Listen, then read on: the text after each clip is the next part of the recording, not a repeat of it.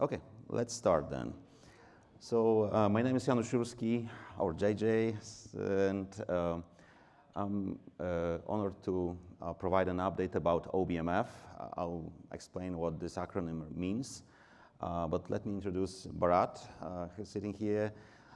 He told me that he will answer the difficult questions, so prepare difficult questions for him.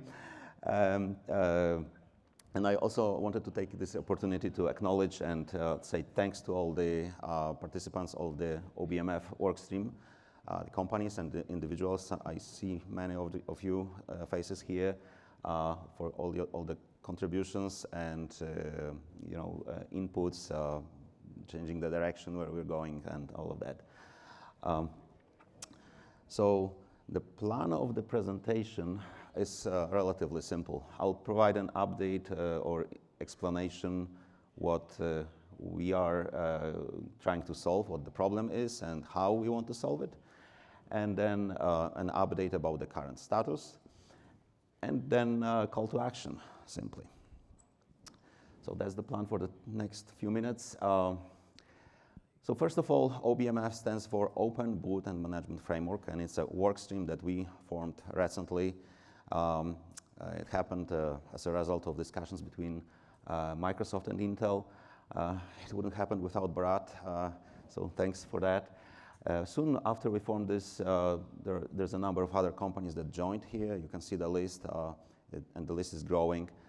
The workstream formed about 2 quarters ago, and we already released the first drafts of specifications.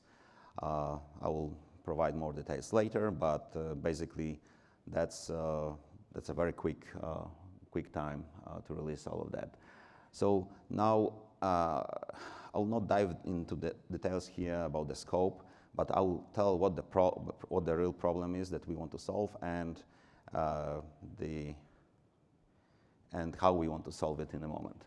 So I will use Intel's processor as an example because I know it best, but it applies, the same problem applies to other vendors.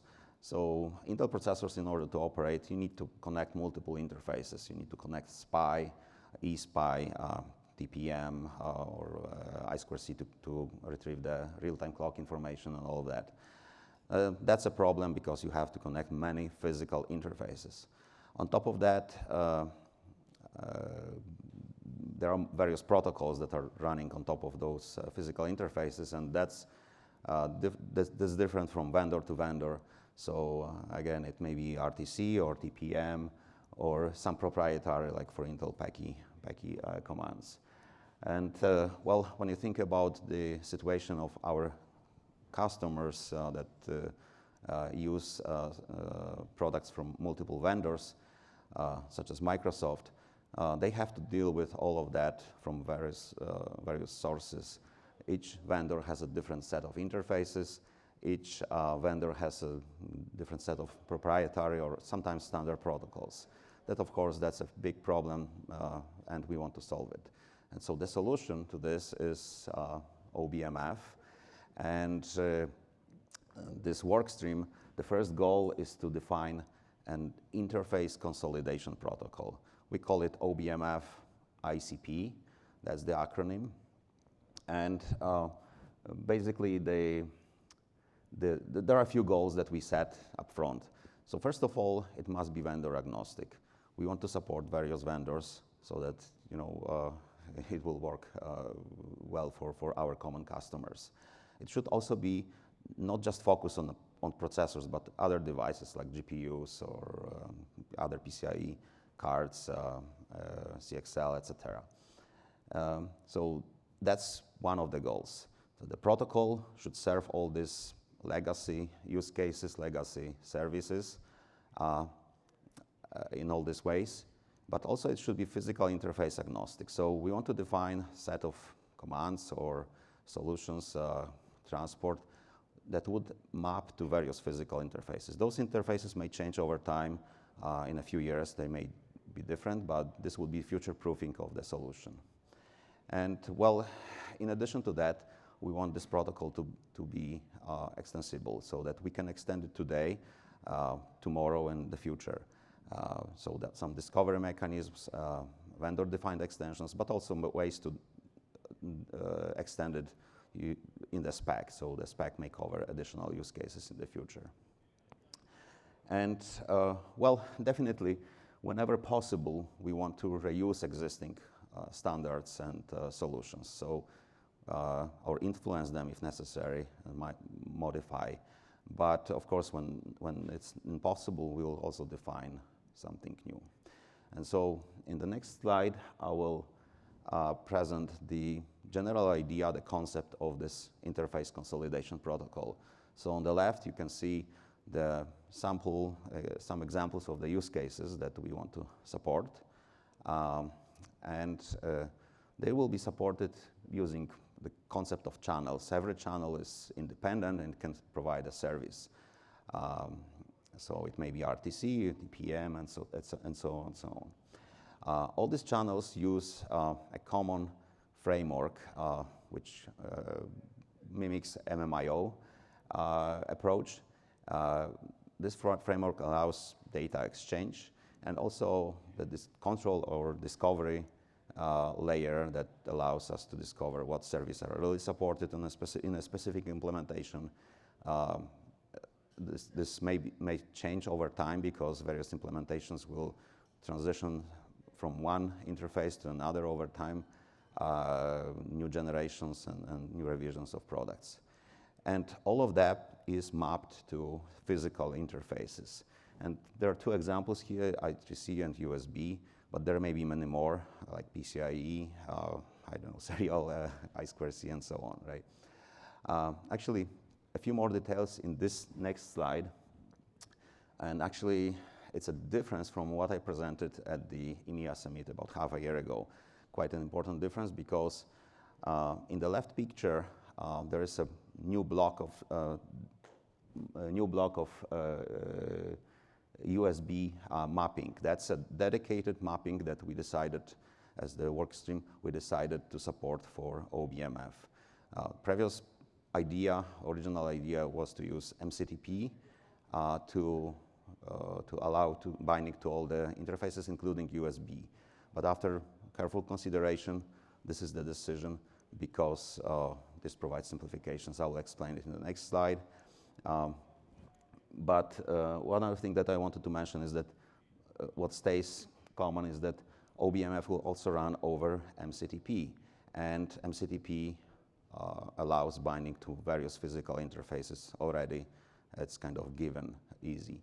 On the right-hand side, you can see all the related but orthogonal specifications that exist today, and we also already influenced, for example, the recovery specification, OCP recovery specification. We'll continue to look into all the other specs, all the other work streams, and make sure that we are aligned.